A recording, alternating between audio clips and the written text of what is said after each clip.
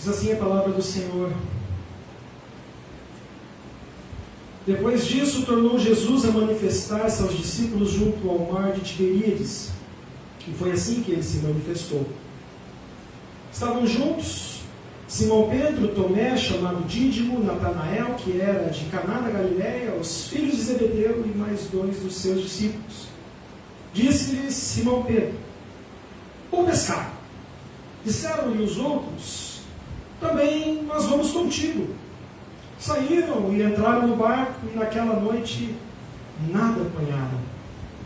Mas ao clarear da madrugada estava Jesus na praia. Todavia, os discípulos não reconheceram que era ele. Perguntou-lhes Jesus: filhos, tendes aí alguma coisa de comer? Responderam-lhe: não. Então lhes disse: lançai a rede à direita do barco e achareis. Assim fizeram, e já não podiam puxar a rede, tão grande era a quantidade de peixes. Aquele discípulo a quem Jesus amava disse a Pedro: é o Senhor. Simão Pedro, ouvindo que era o Senhor, cingiu-se com sua veste, porque se havia despido, e lançou-se ao mar. Mas os outros discípulos vieram no barquinho, puxando a rede com os peixes, porque não estavam distantes da terra, senão quase 200 côvados. Ao saltarem em terra, viram ali umas brasas, e em cima peixes, e havia também pão. Disse-lhes Jesus: trazei alguns dos peixes que acabastes de apanhar. Simão Pedro entrou no barco e arrastou a rede para a terra, cheia de 153 grandes peixes. E não obstante serem tantos, a rede não se rompeu. Disse-lhes Jesus: vinde, comei. Nenhum dos discípulos ousava perguntar-lhe: quem és tu? Porque sabiam que era o Senhor. Veio Jesus, tomou o pão e lhes deu de igual modo o peixe. E já era esta a terceira vez que Jesus se manifestava aos discípulos, depois de ressuscitado dentre os mortos. Vamos orar. Senhor de Deus, que esta palavra venha de encontro aos nossos corações, segundo a tua rica vontade. Ó Deus, que teu Santo Espírito venha ao encontro de nossas vidas esta noite, assim como tem vindo ao meu encontro. Que o Senhor possa ministrar ao coração da tua igreja, não por mim, mas para a tua glória, em nome de Jesus. Amém. Amém. Meus irmãos, o tema desta ministração é um Deus que vem ao encontro de nossas frustrações. Esse episódio de João 25, ele é narrado, sobre um ponto de vista mais centrado dos discípulos de Jesus, que se encontravam, notoriamente aqui no texto a gente pode ver, até dei uma ênfase na leitura, que se encontravam frustrados após a morte do Mestre. Dizem que esse episódio acontece mais ou menos uma semana depois da ressurreição de Jesus, da Páscoa, do domingo da Páscoa. Então, é bem pertinente, porque hoje está fazendo uma semana em que nós celebramos a ressurreição de Cristo.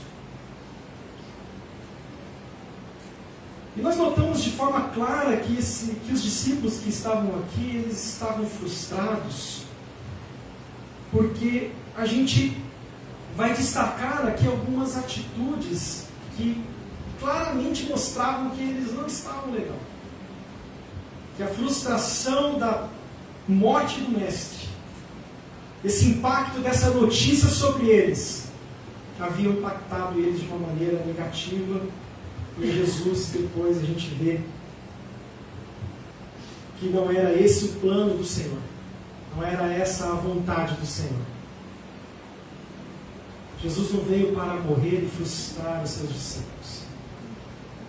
Por isso, a gente nota que nessa mesma história o próprio Jesus aparece para eles, para ir de encontro para com eles e mostrar-lhes que o caminho do Senhor embora seja um caminho do deserto, como a gente cantou, não é um caminho onde se permanece no fracasso, mas é um caminho de esperança, é um caminho de restauração, é um caminho de volta aos propósitos do Senhor.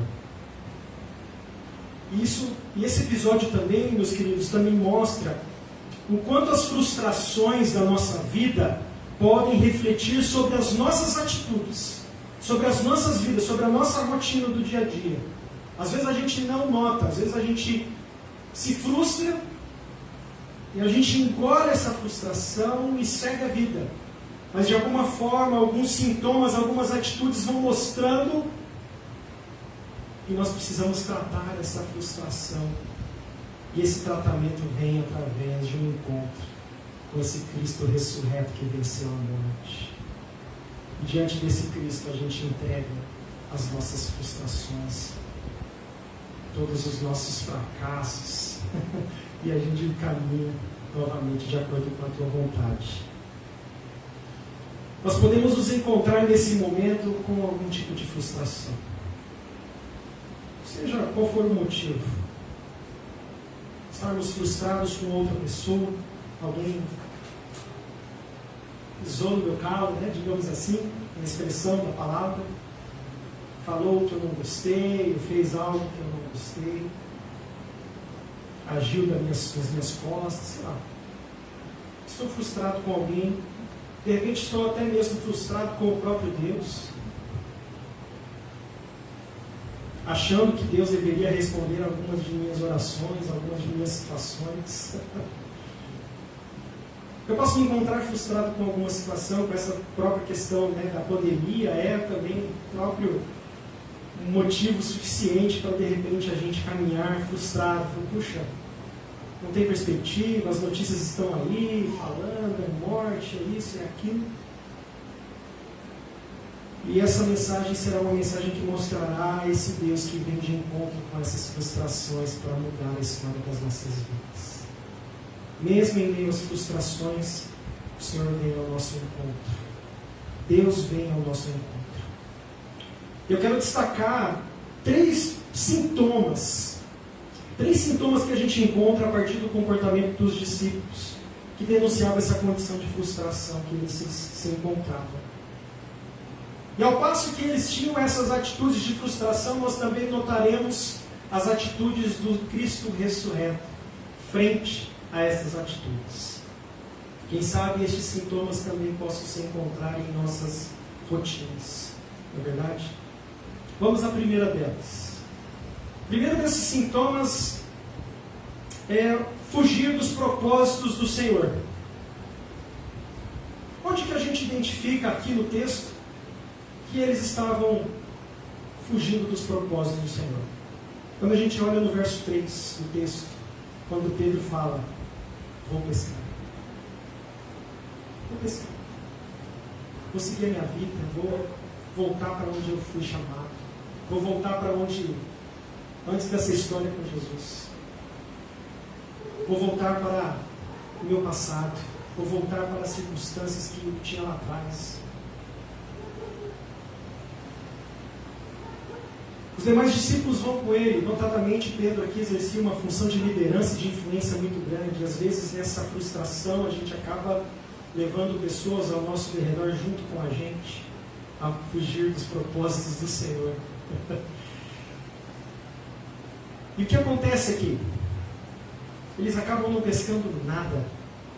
E eles eram, como a gente vê na história do próprio Pedro, eram excelentes pescadores. Eram profissionais da pesca. Eles trabalhavam com isso, sabiam muito bem esse ofício. E acabaram não pescando nada. Então essa prática aqui denunciava o desejo deles de se afastarem dos propósitos de Jesus para as suas vidas. Quais eram os propósitos de Jesus para os seus discípulos? Eu vos farei pescadores de homens. Vem, segue-me. Essas são algumas das palavras de Jesus aos seus discípulos. E essas são algumas das palavras de Jesus para as nossas vidas. Vem, deixa tudo, segue-me. E aqui eles estavam voltando, tentando viver uma vida longe dos propósitos do Senhor. Nós encontramos histórias semelhantes, como por exemplo do profeta Jonas, que foi chamado por Deus a ir à cidade de Nínive pregar para essa cidade arrependimento, e ele fugiu dos propósitos do Senhor. Até que ele reconheceu o seu chamado dentro de um grande peixe, no ventre de um grande peixe, conforme a gente tem na narração do seu livro. Também notamos esse mesmo comportamento dos discípulos a caminho de Emaús, lá no Evangelho de Lucas. Eles estavam indo para a cidade de Emaús, que ficava próximo a Jerusalém. Mas Jesus não era essa a ordem, não era a ordem de sair da cidade de Jerusalém, a ordem era para voltar. Eles estavam fugindo, eles estavam se afastando dos propósitos do Senhor por causa da frustração. E ao fazerem isso, Jonas, os discípulos a caminho de Emaús, os discípulos que nós encontramos aqui no nosso texto base, carregam um peso de frustração sobre as suas vidas. Isso fazia com que eles quisessem cada vez mais se distanciar do propósito do Senhor. Mas há um porém aqui. Deus vai ao encontro deles. Deus vai ao encontro de Jonas lá no ventre do grande peixe. Jonas reconhece: Senhor, não adianta, onde eu estiver. O salmista fala no Salmo 139: Senhor, se eu estiver no mais alto monte, ali o Senhor estará. Se eu estiver no mais profundo vale, ali o Senhor estará também. Não tenho como me afastar dos teus caminhos, não tenho como me afastar da tua presença. Jonas então reconhece e volta para o caminho do propósito do Senhor e tem que lidar com essa realidade. O mesmo acontece com os discípulos de Emaús, quando reconhecem que é Jesus que estava com eles, voltam para onde? Para Jerusalém. E nós vemos aqui também os próprios discípulos, ao verem que era Jesus, também novamente são colocados nesse encontro. Jesus vem ao nosso encontro para nos lembrar do nosso chamado, para nos lembrar dessa caminhada na sua presença. Em meio às nossas frustrações, Jesus vem ao nosso encontro e recuperar esse senso de propósito no teu reino. Meus irmãos, como as frustrações em nossas vidas têm nos influenciado sobre a nossa caminhada de fé. Podemos dizer hoje que estamos mais próximos ou mais distantes do Senhor e do seu chamado para nós? Como que a gente poderia responder? Estamos mais próximos ou mais distantes daquele dia em que o Senhor veio ao nosso encontro e nos chamou? Que a gente responderia ao Senhor nesta noite. O segundo sintoma que nós encontramos é não reconhecer o próprio Cristo.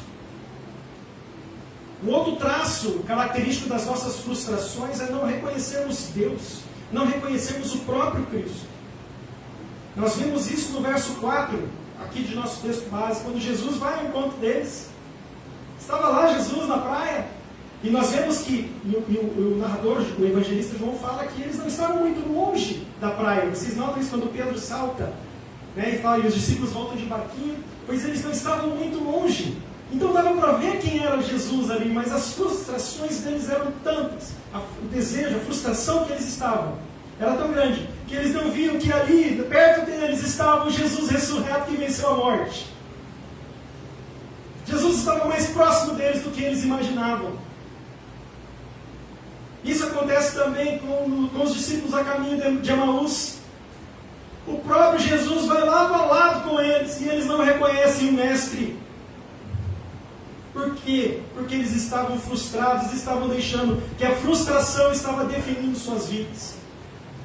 Quando a frustração toma conta de nós não reconhecemos a presença do Senhor em meio de nós, a presença desse Deus que faz milagres, esse Deus que caminha com a gente no deserto, esse Deus que é luz para a escuridão, nós não reconhecemos por causa das frustrações. Mas Deus está ali, e o Senhor está aqui, o Senhor está ao seu lado, o Senhor está perto daqueles que o buscam. Assim está contido na sua palavra. As frustrações têm o poder de nos cegar quando não dominamos, quando elas tomam conta das nossas atitudes. Mas ainda assim,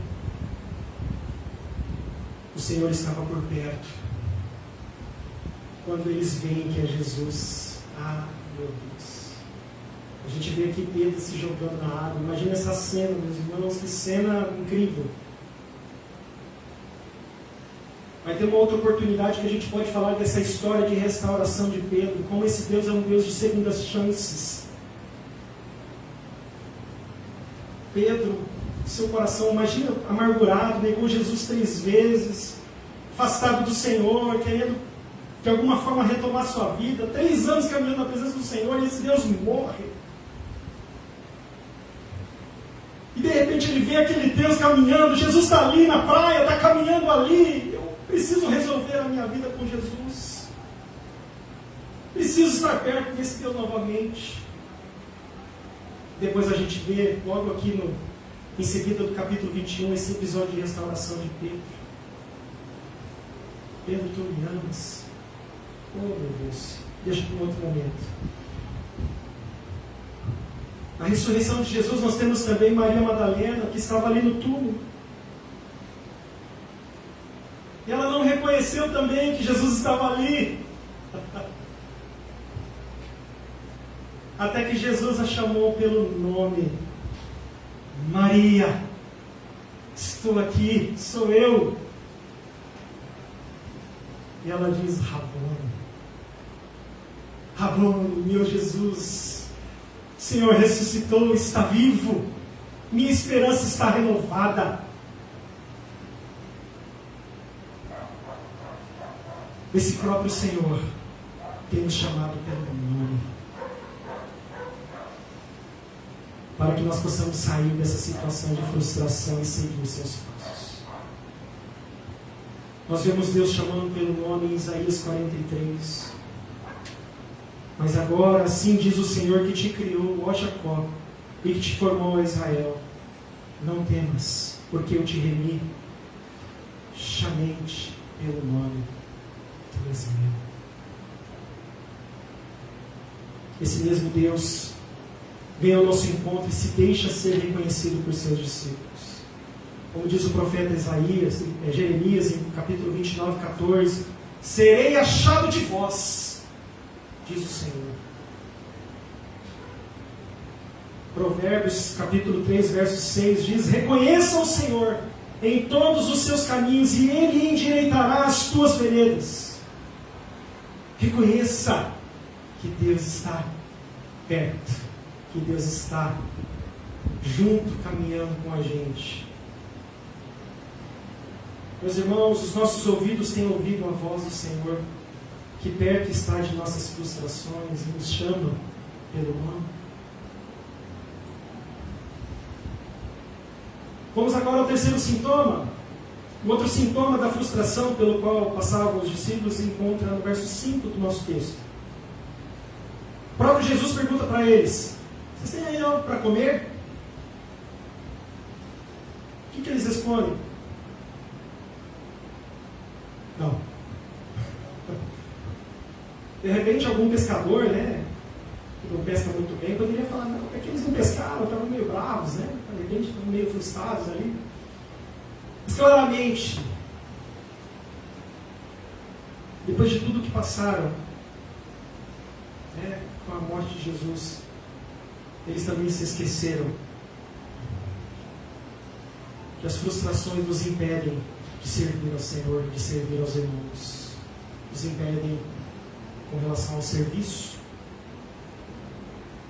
Depois de tudo que esses discípulos passaram na presença de Jesus, como que eles poderiam ter se esquecido de tudo que viveram na presença do Senhor Jesus? Pois é, até mesmo as frustrações são capazes disso. Capazes de nos fazer esquecer que nós somos alvos do amor de Deus, e que através desse amor nós correspondemos em seu reino para servirmos ao Senhor com alegria. Por vezes a gente pode se encontrar nessa mesma situação. Meus irmãos, por causa da frustração que a gente tem experimentado, a gente não quer mais saber de servir a ninguém. Não queremos mais participar das programações da igreja. Não queremos mais participar da nossa rotina. Não queremos mais viver uma vida de busca. Não queremos mais ser sal e luz dessa terra para o mundo. Não queremos mais saber de nada.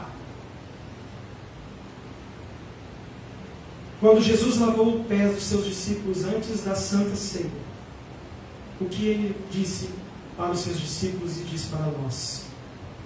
Eu vos dei o exemplo. Assim como eu fiz, fazei vós também. E agora, mesmo com esses discípulos frustrados, sem vontade de voltar a servir, Jesus também vai ao encontro deles. Depois desse sonoro não que Jesus recebeu, ele podia muito bem, quer saber, eu vou voltar para Deus, né? Deixa eu voltar para a glória logo, estou aqui, poxa, tem alguma coisa? Tem nada não, vai aqui, vai embora. Vai embora, vou para a glória, vou para o céu. O que Jesus fez? Ele permaneceu ali. Porque esse Deus não nos abandona. Se a gente se encontra com esse tipo de frustração, meus irmãos, saiba que Jesus está à nossa espera, de braços abertos, para nos dar uma segunda chance, para tratar as nossas frustrações e nos fazer voltar à vida de serviço no reino de Deus. Como diz o salmista, servir ao Senhor com alegria. Servir ao Senhor com alegria. Apresentar-vos diante dele com cânticos. Como estamos nesse quesito? Estamos seguindo o exemplo de Jesus no tocante ao serviço? Meus irmãos, concluindo esta meditação, não importa o tamanho da nossa frustração, Deus vem ao nosso encontro para nos restaurar. Esta noite, a palavra que a gente quer deixar é essa palavra. Não permaneçamos em frustração. Vamos trocar a frustração pela restauração. O Senhor está aqui esta noite para nos restaurar. Tratar as nossas frustrações. Porque nós vamos sim experimentar frustrações. Situações das quais a gente não esperava. Decepções. Vontade de largar tudo. Vontade de voltar para os caminhos antigos.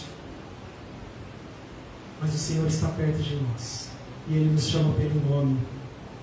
De forma pessoal, nesta noite. E diz que está de braços abertos. Para nos restaurar. E assim a gente voltar para o caminho. Voltar para o propósito dEle.